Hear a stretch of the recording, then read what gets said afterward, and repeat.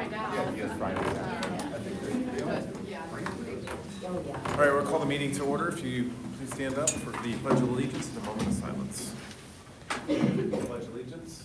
To the flag of the United States of America and to the republic for which it stands, one nation, under God, indivisible, with liberty and justice for all.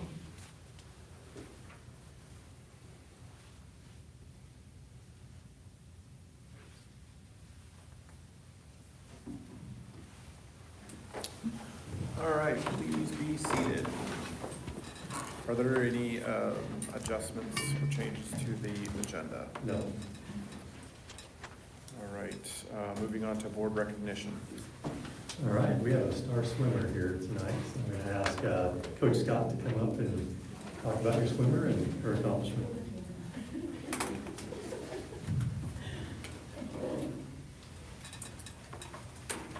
I'm Coach Scott, so I coach the boys and girls swim team here at Norwell. This year we had about 20 girls on our roster and 24 boys. I'm going to start with the boys season recap first, and then I'll end with the girls. Our boys were 16-2 for the season. They were 6-0 in conference. They got 4th at our invite because I tried to put all of the team in the invite, not just our fastest kids. 3rd at conference, and we ended 4th in sectional. It was a really tight sectional. It was a really fun sectional this year.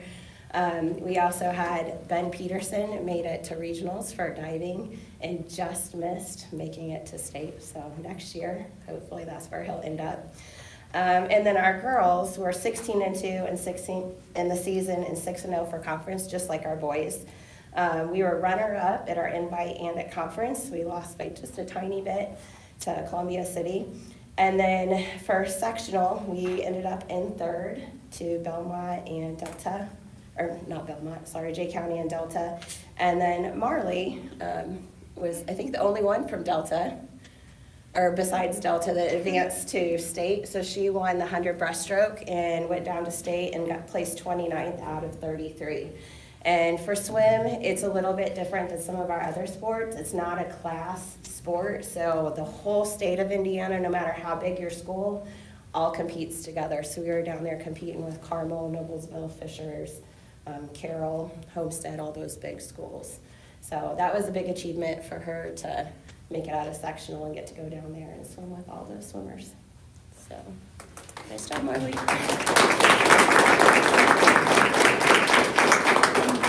Can we get a picture here?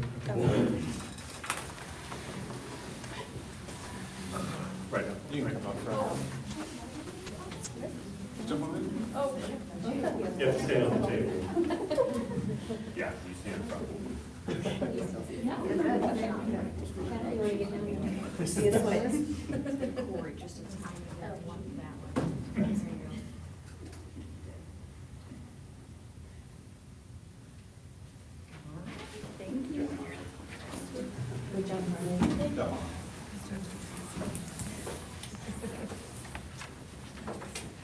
All right, I'll let Deb do the next recognition that we have. Yeah, I want to recognize Courtney Springer. Courtney, you want to come on up here? She completed the Human Resources Specialist through IASBO. It's really quite grueling. It's over 60 credit hours that you have to do, and she has completed that, and I just want to congratulate her on that.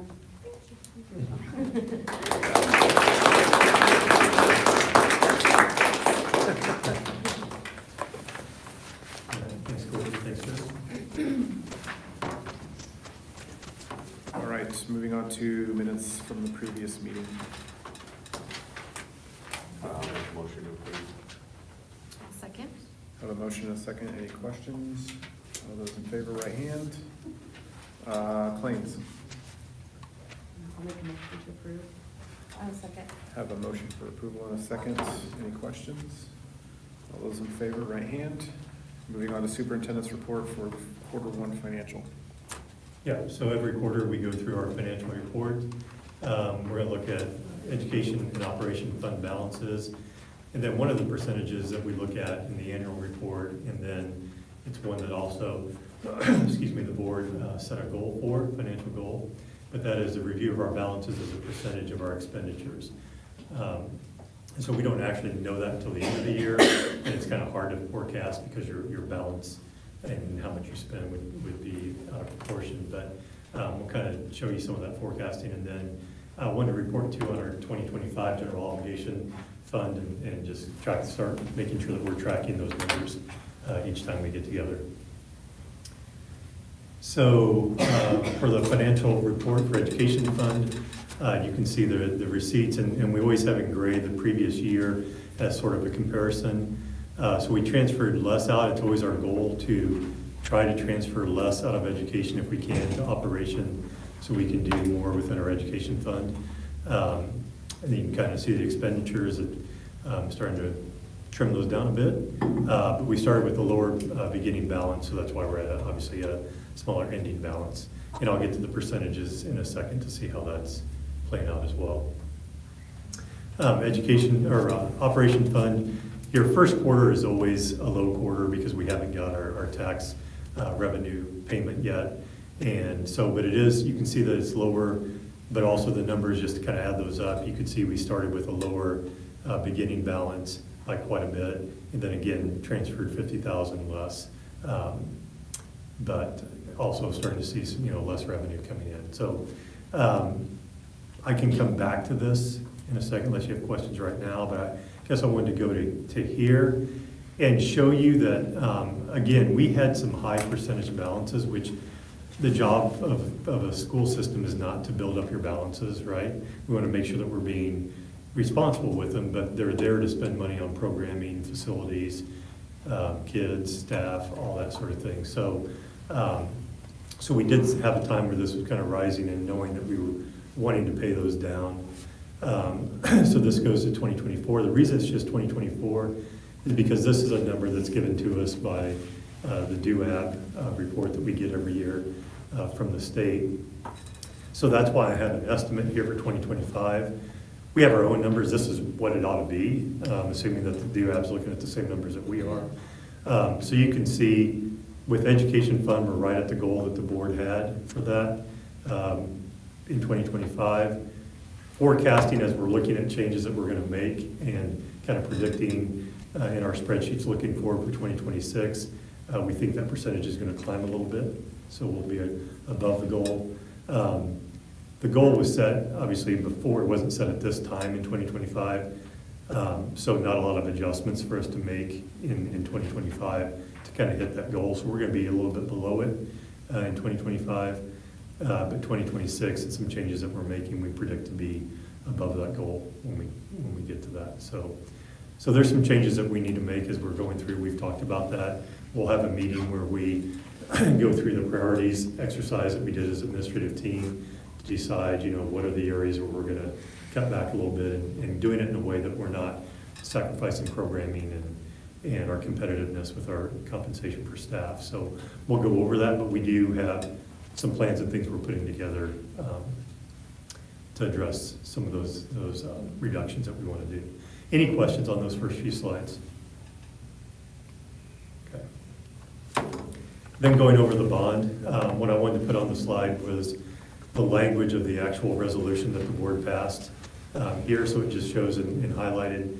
The resolution was for using the funds, and the funds were a total of $1,650 or $1,655,000 was the total fund amount, the total bond amount, and that was to be used for site improvements, purchase of equipment, technology, buses.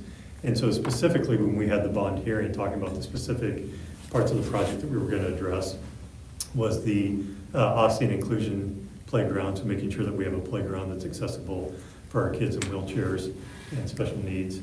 Bus replacements, we have buses that are turning over that we need to start replacing.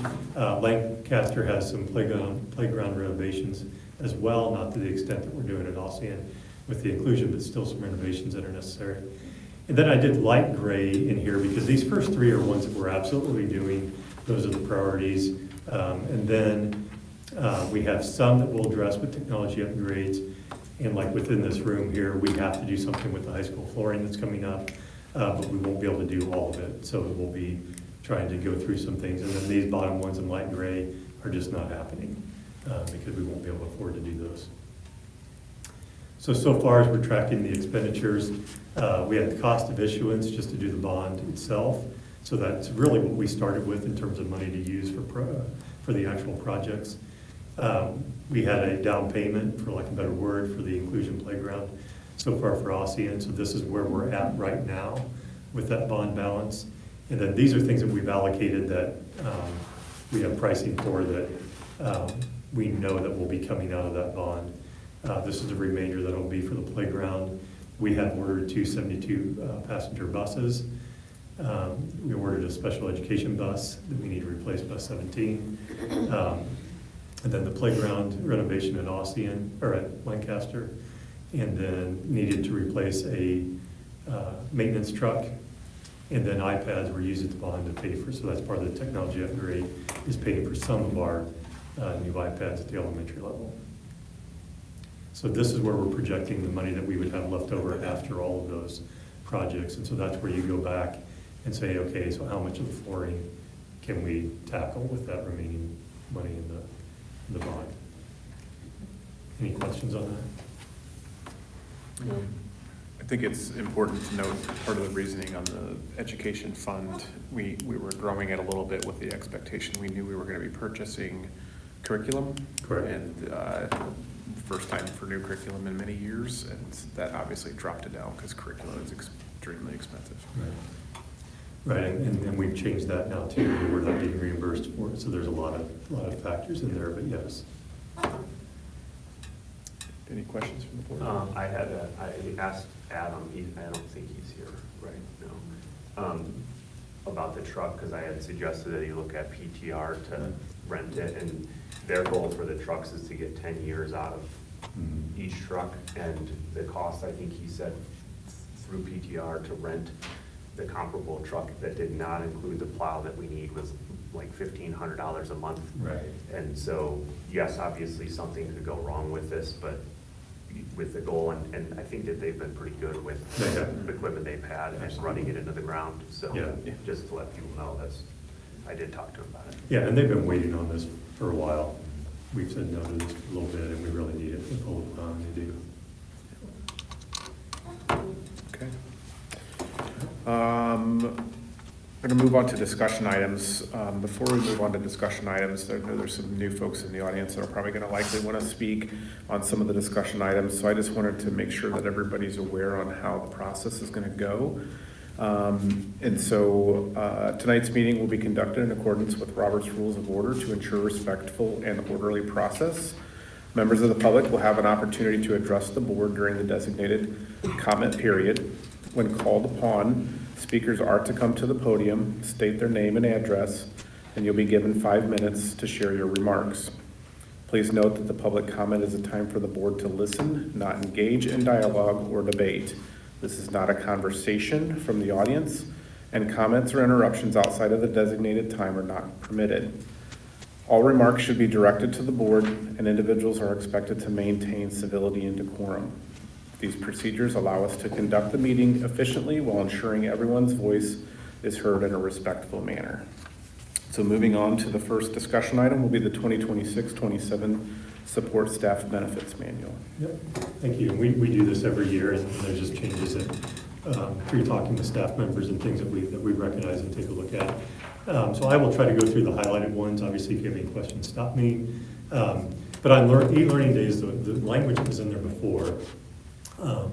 So all of our staff members, days that they don't use, PTO days they don't use in a year, carry over to a leave account, so that if they had, catastrophic event or major surgery or something like that, like they could dip into those days and not lose pay. And so what we had said, so on e-learning days though, so for example, if you're a teaching assistant and you're not needed on an e-learning day, right, because your kids are not present, if they wanted to be paid, or if they want to be paid and not take it as an unpaid day, they have to use a PTO day.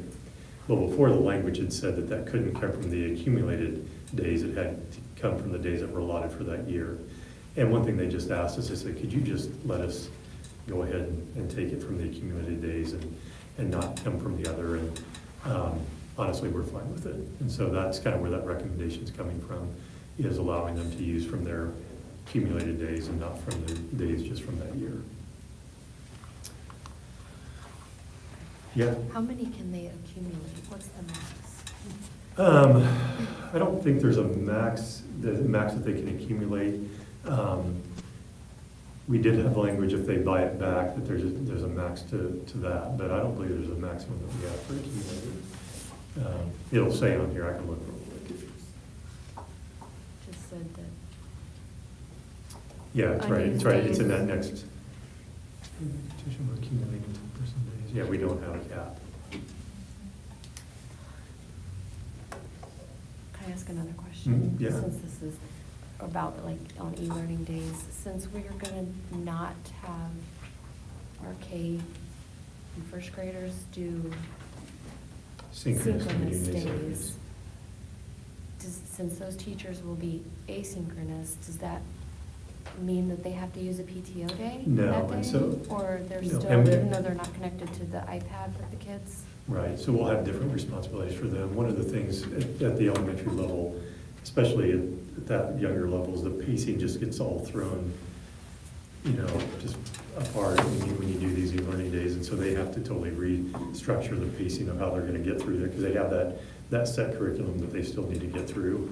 And so a lot of that time that they would have been spent teaching, trying to do with synchronous learning, will be met in synchronous team meetings that they'll be doing to kind of replan and reorganize their pacing Okay. guides. I didn't know if that. No, that's a okay. fair question. All right. Yeah. And then the other one here, this was just language that wasn't in there, it needed to be, just that your days are prorated from your hiring date. So if you're hired in December, you don't get the full PTO days. Then this one on the bottom here, this was put in, I think, I don't know, Hannah, if you remember, maybe last year, but it was for part-time, and just thinking, okay, well, if there's 8 days for a full-time, maybe part-time should be 4. But, so in our food service was a kind of an employee group that kind of brought that up. But it's still like, that's a full day that's their day, right? And so through conversation and going back and forth is, again, one of those things that didn't really make any difference to us, because even though it's a part-time day, just because that's their schedule, it's still one of the days that they're taking off, right? So they asked for it, and we were fine with that being consistent, and just saying all employees other than seasonal employees, which would be a little different, and substitutes get 8 PTO days. And then, do you remember here, Anna, on this, what the changes were in here? We highlighted them all, but.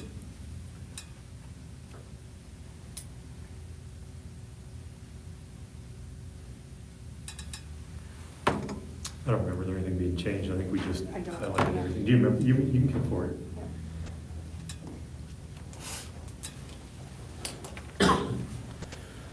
We just added this from our all-staff handbook into the support staff benefit manual. It's all the same Okay. language that's in the Yeah. all-staff. Okay. We just should have had it in there and just didn't. Right. Correct, Okay, that yeah. makes There's sense. just lots of questions from support staff of where to find what happens with stuff. So You that's might why as we well put stay up there in case there's something else. I don't know if there will be, but, then there was just took out, it's not really a personal sick leave account, it's just a personal account. If you go to page 6, that highlighted ones, we just took out the word sick, and we did that in all of the language.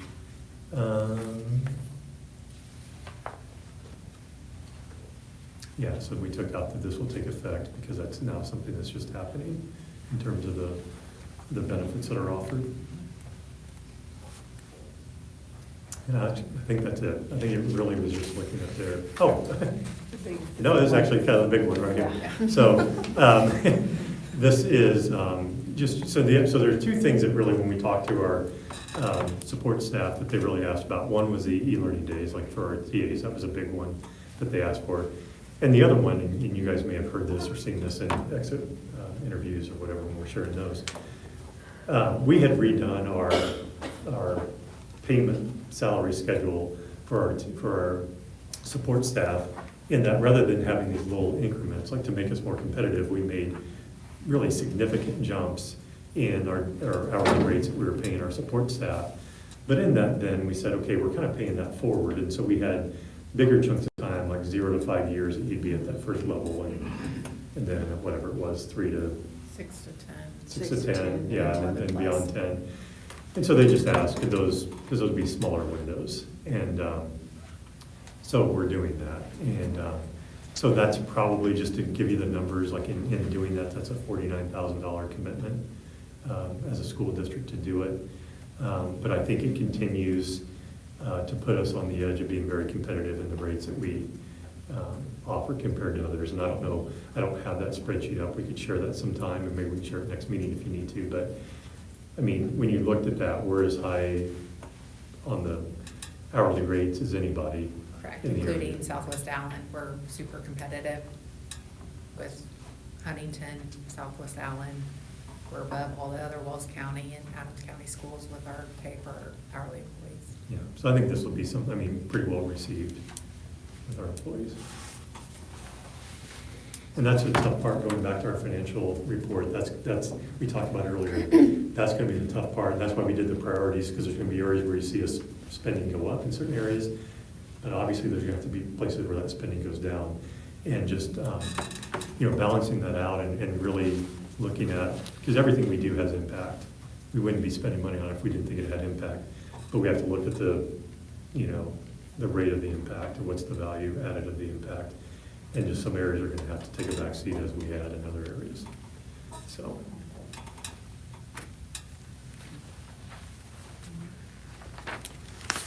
Any questions from the board? Okay. Are there any members of the public that wish to come up and speak in regards to the staff benefit, support staff benefits manual? All right, we'll move on to the 2026-2027 administrative benefits manual. All right, so just to kind of highlight these changes, one, we'd had them separated where we had some listed as certified staff, or certified administrators on these pages, and then just put them together. It was just better to do it that way. And then one of the changes here, the mental health coordinator had been listed in non-certified administrators, and she has her certification, she's moved, so we're moving her to the certified because it's, and I think that really should be a certified position. Then we took out school psychologists, we don't have a special education district coach anymore, and the technology resource specialist is also taken out of that.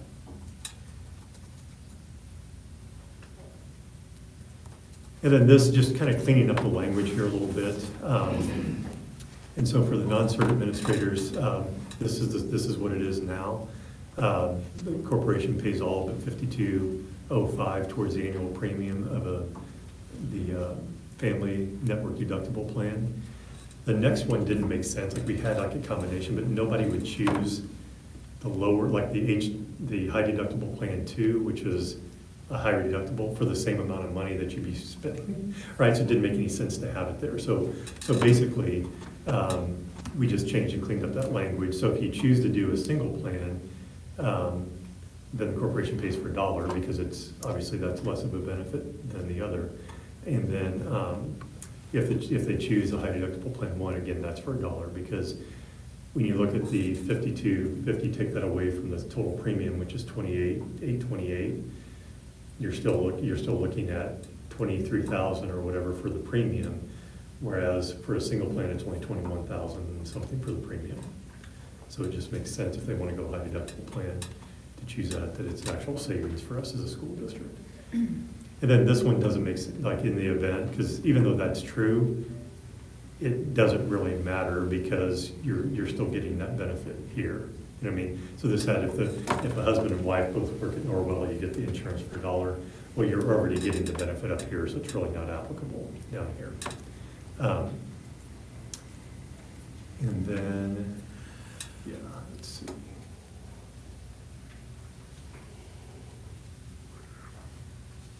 All right, so this, we're looking at travel stipends to make sure we're incorporating everybody, that especially people that are traveling during the day, going and checking on buildings and doing all that, to make sure we have that in there.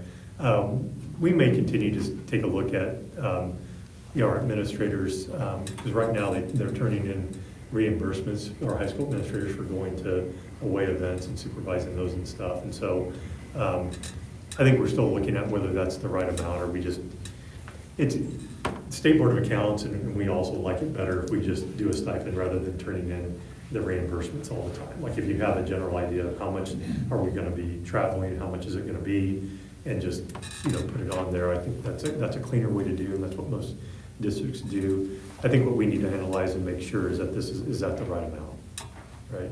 And is everybody doing the same amount of traveling? they divide it up pretty evenly, I think, at the high school. The three at the high school.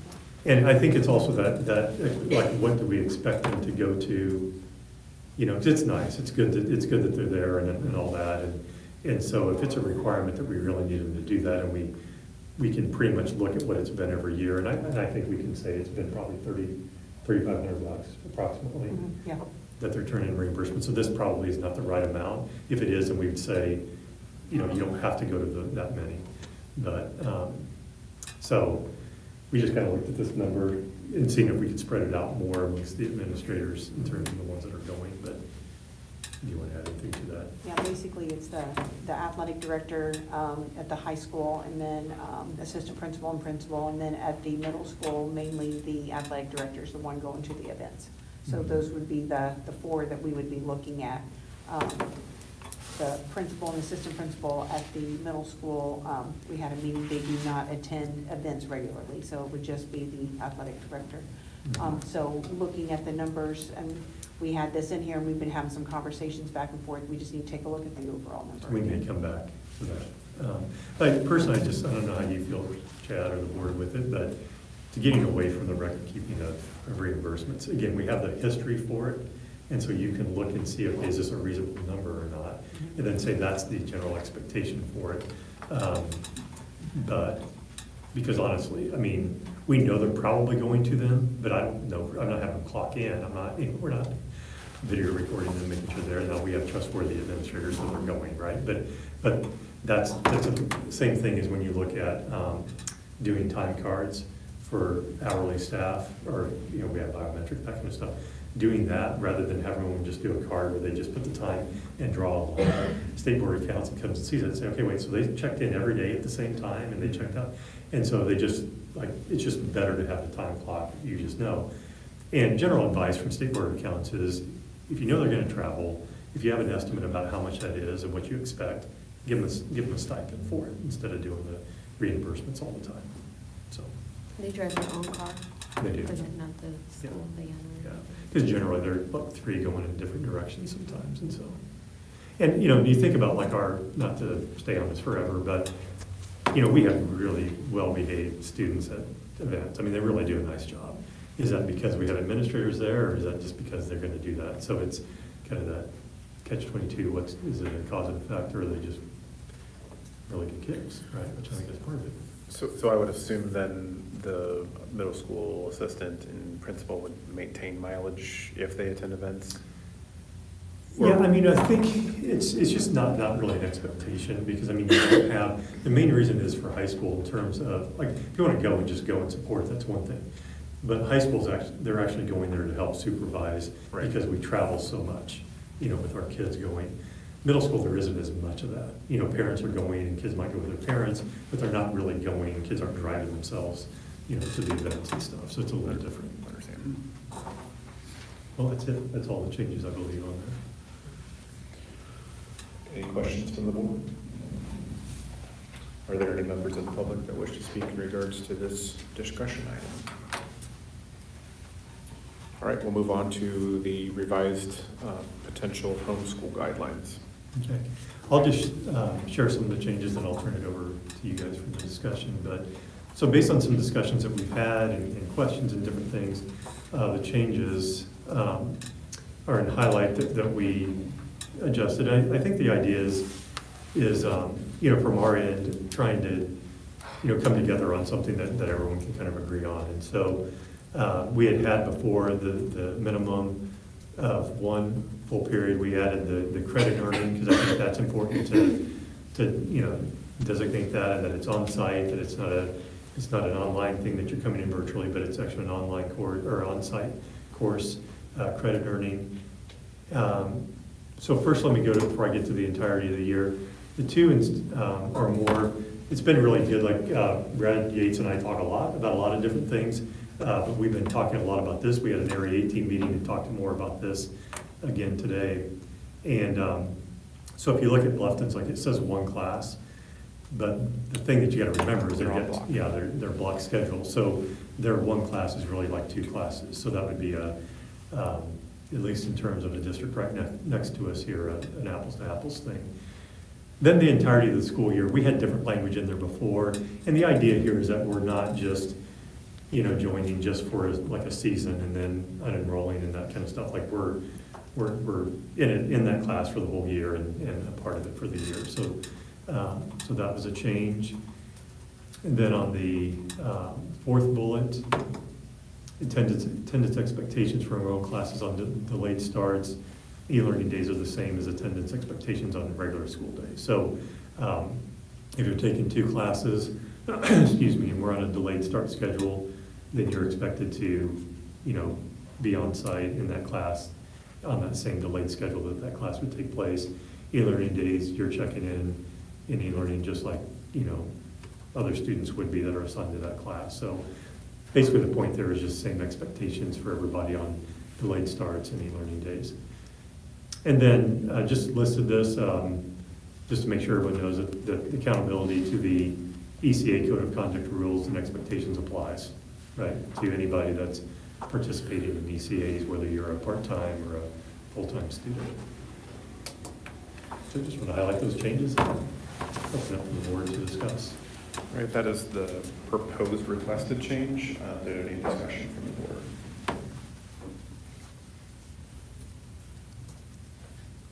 Okay, no discussion from the board. All right, we'll move on to any members of the public that wish to speak in regards to this agenda item.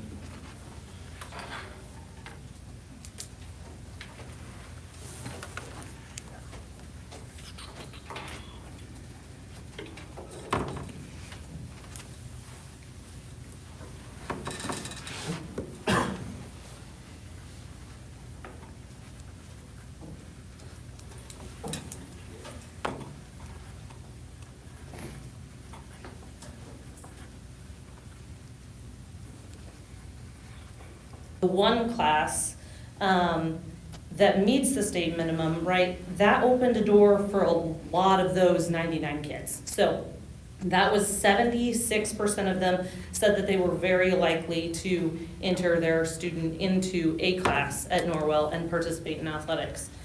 Then I asked if they were to take two classes, how likely would they be to attend classes here?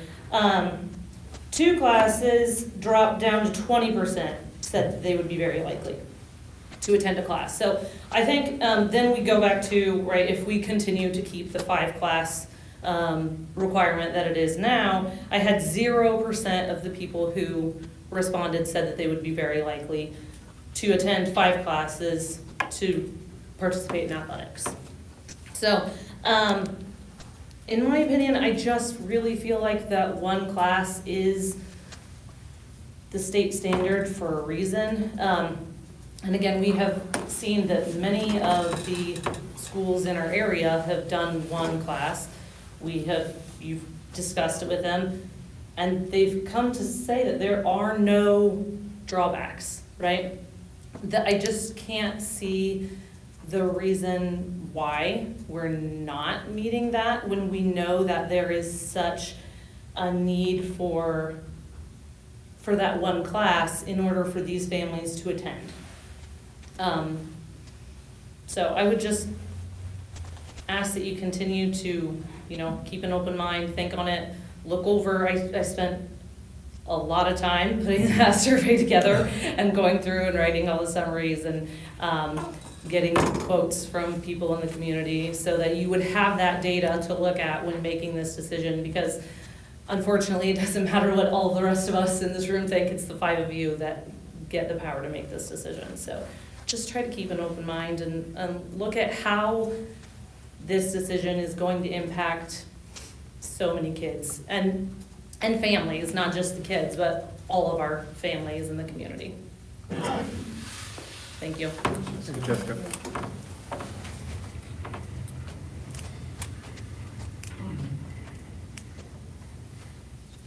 Are there other members of the public that wish to speak?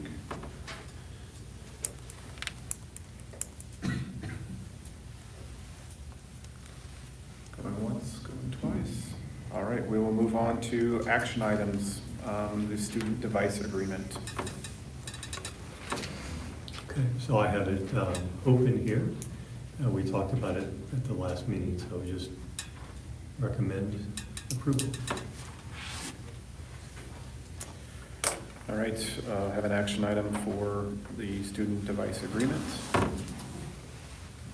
I don't like it because me personally, I would just pay for it without paying for monthly or yearly, because I think the math doesn't math out properly, but I understand the idea behind it.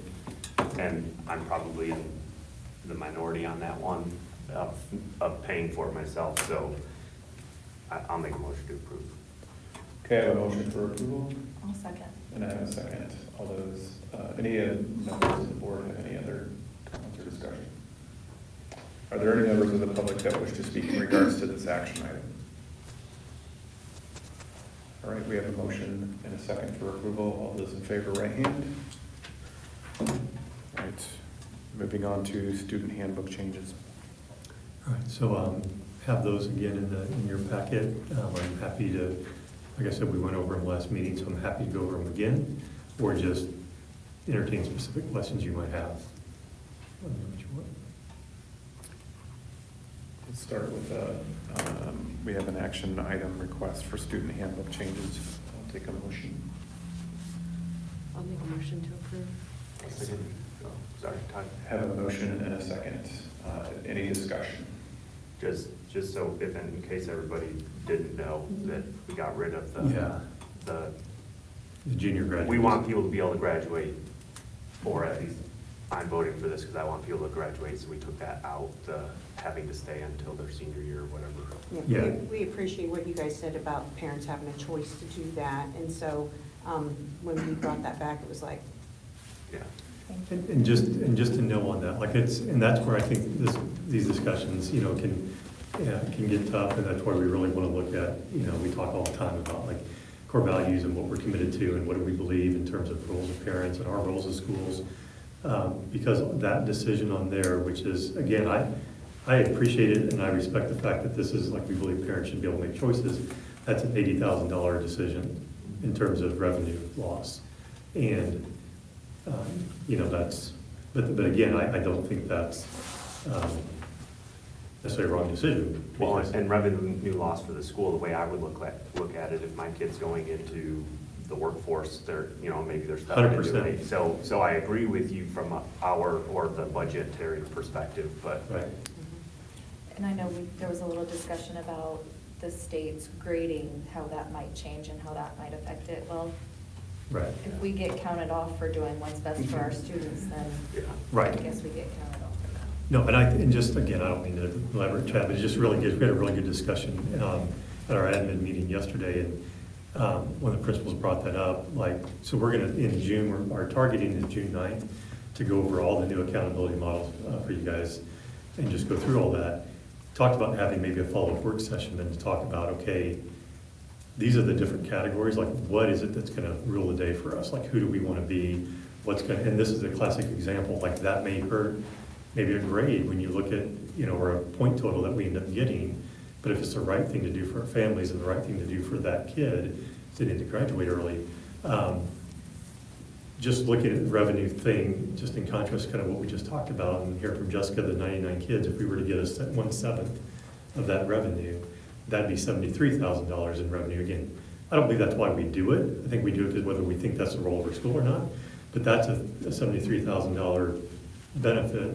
This is an $80,000, deficit in terms of our budget, not in terms of the families themselves. So that's just something to think about too. Students come and go as they please already, and so at any point in time, we're going to have a positive and negative impact to the budget. So I think, at the end of the day, our goal is to prepare students for the day after graduation, whenever that comes. Agreed. All right. Any other discussion from the board?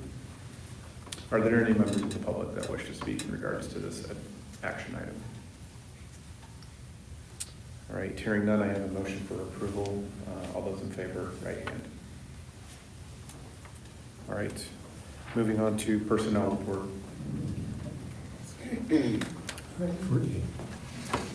FMLAs, we have Angie McKean, guidance counselor at the middle school, Dee Moeller, secretary at Lancaster. Retirements are a little tough this time. Ron Harnish is a business teacher at the high school. Ron has dedicated, this is his 44th year of teaching, his 39th year at Norwell.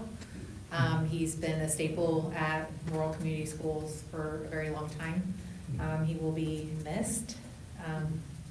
Deb Adams is our financial services director. I think the world of Deb. She's been a huge mentor, a coworker, and she's going to be greatly missed. And then Amy Paff, a teaching assistant at Ossian. Amy has spent the last 24 years in that role for our corporation, and I know she's looking forward to retirement. So thank you for the three of them and their dedication and service for Norwell Community Schools. Resignation, McKenna Delaney, teacher at Lancaster. Abby Jordan, English teacher, high school. Abigail Rodenbeck, speech language pathologist for the corporation. Holiday Stevenson, special education teacher, Ossian. Emma Wingett, teaching assistant, Lancaster. Christina Riley, preschool teaching assistant, Ossian. Hannah Doomer, teaching assistant, Ossian. Tyler Doyle as a co-theater director for the high school. Kate Zadalek, assistant girls wrestling coach, high school.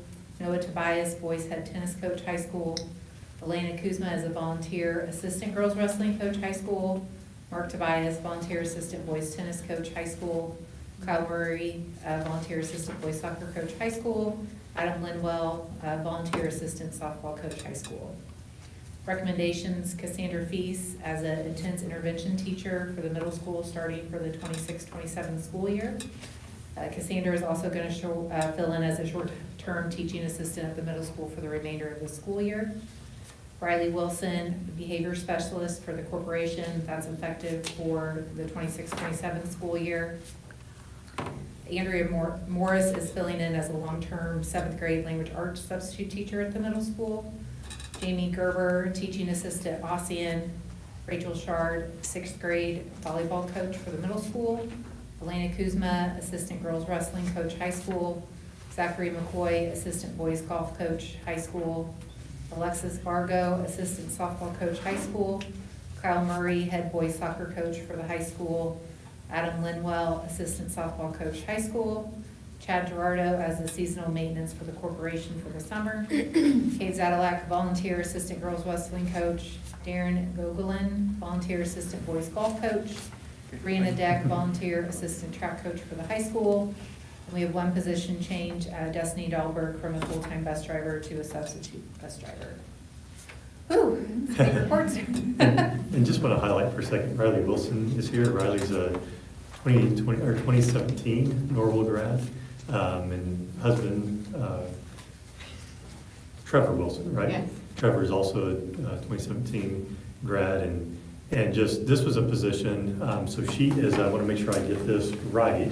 She's a board certified behavior analyst, and so when we first were going through the withdrawal from the special ed co-op, and we listed all the things that we wanted to put in place, this was kind of the last, well, this is listed on the pieces that we would put in place, and it was one of the last ones that we were able to put in place. And so just really excited to have Riley joining us and have that position for our teachers. It's really a position that helps. We've been weak even prior with the co-op on really doing functional behavior analysis and putting together behavior intervention plans, and just really need people that are have a strength to help us do that. So appreciate that, being able to have that hired.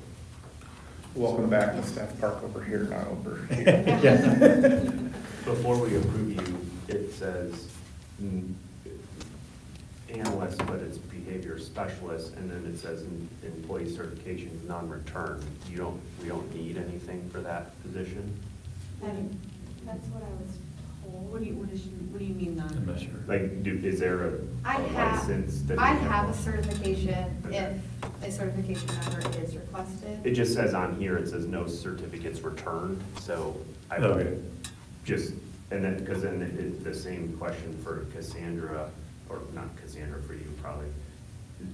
She's intense intervention, and according to this, she's getting, or she has her mild and Yeah, okay. moderate, Okay.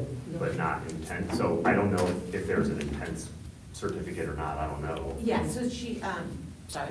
So, first of all, with Riley, with her position, that she does not need a certificate for that. Perfect. So she has the, her background, and with actually the license that she does have, it's actually above what a lot of Yes, behavior that's great. specialists would have.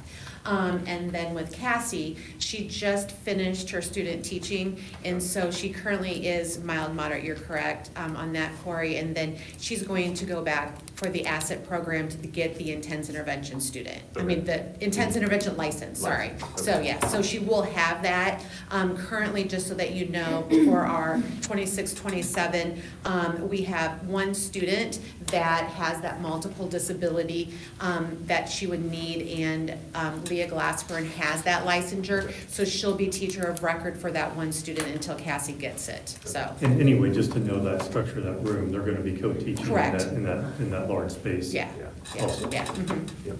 Okay. Just that program's growing, just because like it had been growing from elementary, and now it's to the middle school level, so. Yeah, and sorry, Corey, we could have had that in the notes. We've been trying to do that, so we could have that in there. Yeah, I just want that, like I said last time, when someone calls, Yeah. I want to be able to be confident that, yeah, they have it, or they're getting it, or whatever, so. Yeah. It's not against you, Riley, I'm just looking at this stuff. Yeah. No. And thank you, where, Deb, Yeah. thank you, Deb. I know it's not always fun, but we appreciate it, and Mr. Harnish too, I love talking to him. What if we don't approve them? Right, you can see that. Yeah, Deb's staying, You gotta stay. so I'll make a motion to approve. I'll second. I have a motion and a second. Any other questions? All those in favor, right hand? Reluctantly, for a few. All right, moving on to donations. Okay, so for donations, I think we have Joanne Fury. Is she here? She mentioned that she wanted to come, Karen Gerbers. Okay. So they wanted to come and do the presentation. But, so a donation from Ossian Scios, $600 to Lancaster and Ossian Elementary for art, music, and speech. And then Callenborn, Abris Corporation, $500 to the high school boys golf fund. Thank you. Have a request? I'll make a motion to approve. I'll second. Have a motion and a second. Any questions? All those in favor, right hand. And items to be cleared of no value. Okay, we have some Lancaster music acoustic guitars that just kind of worn out their welcome, so we'll put those. And just because we have a lot of people here, when we declare something an item of no value, it doesn't mean we're just tossing it. It just is saying We can sell it. we can sell it or do whatever. If someone needs 14 acoustic guitars, they can Right. reach out. Yeah, because what it means is no value to us, doesn't mean it doesn't necessarily have value. Yeah. I'll make a motion to approve. Have a motion I'll second. and a second for approval. Any questions? All those in favor, right hand. All right, we've reached the part of the agenda where there is limited public comment. If there's anyone wishing to address the board with any topic, same rules apply. Come on up.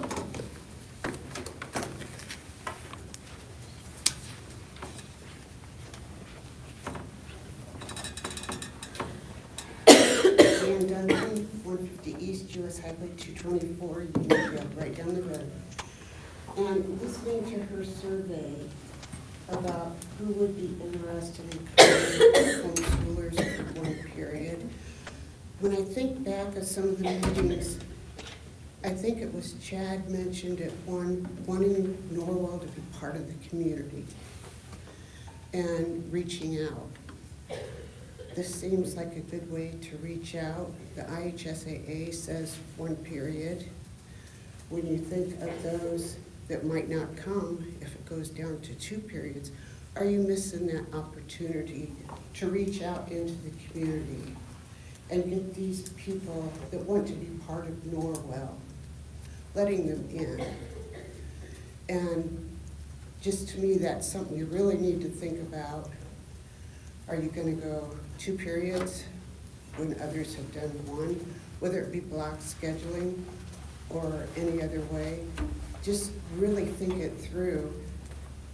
Are other schools being more inviting to someone like that? And it just seems like you don't want to shut the door on that and turn people away, you know, and have them think, oh, well, they don't care. I'll go to this other school. Just think about it. Thank you. Are there any other members of the public that wish to speak? All right, hearing none. Upcoming calendar events. All right, so we were waiting for the approval of the handbook changes. So open enrollment starts tomorrow. So open enrollment will be online for new and returning students for the 26-27 school year. And then April 9th, we have, so this Thursday, we have our regional meeting, and I think it's 3 of you going to that. Is that right? Okay. And then 21st is the next board meeting here. I don't normally have a comment on limited or upcoming, can I say something? I like this room, but I feel like the community just built a brand new middle school. Is there a way to move our meetings to the media center maybe or something? Yeah, it would take more moving things around, but that's not okay. I mean, yeah, I just think it's super nice place, I agree. It's the PA. the PA. I don't know, I have to think what PA goes there. Not that you can't fix I mean, you could do it in a multi-purpose room, we've done that before. Yeah, I was just thinking it'd be cool for when we have the community, some people can never go in there and see it, Mhm. so. Yeah, we have the enhanced audio and multi-purpose rooms, right? Yes, but it's upstairs. Right, right. Yeah. We've got elevators, so yeah, anyhow. Okay. I'll make a motion to adjourn if there's nothing else. Actually, just really quickly, we received a letter from the town of Markle. Their town council will be holding a public hearing on, I think it's, April 15th. Notice we have that the town council will be conducting a public hearing on April 15th, beginning at 7 p.m. They're intending on adopting a declaratory resolution for preliminary designating an area within the town of Markle as an economic revitalization area in accordance to IC 6-1.1-12.1. I've talked to them. An ERA is usually a designation that you do to expand a TIF area. What they're doing is they're extending the TIF area, or they're expanding the ERA to be able to utilize TIF funds within that ERA, but they're not TIFing that specific area. So the area will not capture the growth in the assessed value. It's just so that they can utilize the funds in essentially their downtown area from their current TIF areas that they have. So it has no financial negative impact to the district in what they're trying to do. But if you'd like to learn more, the public hearing on April 15th. All right, I have a motion for adjournment.